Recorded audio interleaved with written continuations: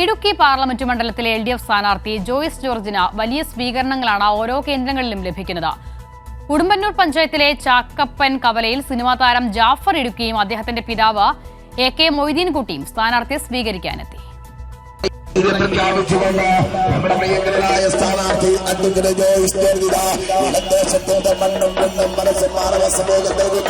Advocate Joyce ജോർജിന്റെ രണ്ടാം ദിവസത്തെ പര്യടന പരിപാടി CPIM സംസ്ഥാന കമ്മിറ്റി അംഗം KP മേരിയാണ് പൂമാലയിൽ ഉദ്ഘാടനം ചെയ്തത്.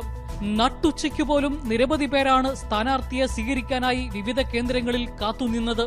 ഉടുമ്പന്നൂർ പഞ്ചായത്തിലെ ചാക്കപ്പൻ കവലയിൽ സിനിമാ താരം ജാഫർ ഇടുക്കിയാണ് തന്റെ ബാല്യകാല സുഹൃത്തിനെ സ്വീകരിക്കുവാൻ ആദ്യം ഓടിയെത്തിയത്. ഇന്ന് ഇടതുപക്ഷ ജനാധിപത്യ മുന്നണി അല്ലാതെ ഈ കേരളത്തിലും ഇന്ത്യയിലും വേറെ ഒരു പാർട്ടിയും കൊണ്ട് യാതൊരു കാര്യമില്ല എന്നുള്ള മനസ്സിലായിക്കൊണ്ടിരിക്കുകയാണ്.